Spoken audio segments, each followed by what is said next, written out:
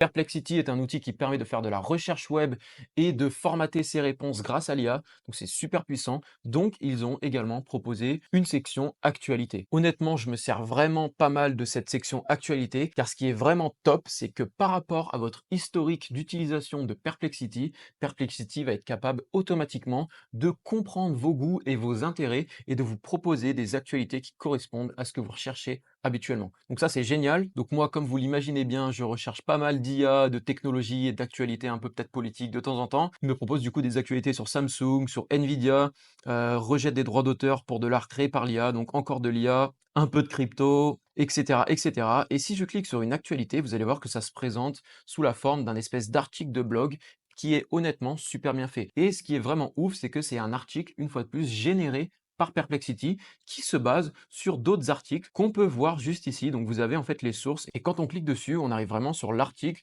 qui a permis de créer l'article que vous avez. Donc en fait, c'est toujours un condensé de différentes actualités et c'est généré automatiquement pour vous et vous pouvez même générer les vôtres. Et ce qui est vraiment cool ici, c'est qu'on peut créer en fait l'équivalent d'un GPT chez OpenAI. Laissez-moi vous expliquer. Vous avez ici en fait un espace. En fait, ça s'apparente à un assistant IA qui est spécialisé dans une tâche précise. Et ce qui est vraiment fort avec Perplexity, c'est qu'on peut en fait créer un espace et lui donner des instructions spécifiques. On peut lui donner des documents spécifiques, des liens spécifiques. Tout ça pour lui donner en fait une base de connaissances qui va lui permettre de nous aider au mieux dans notre tâche.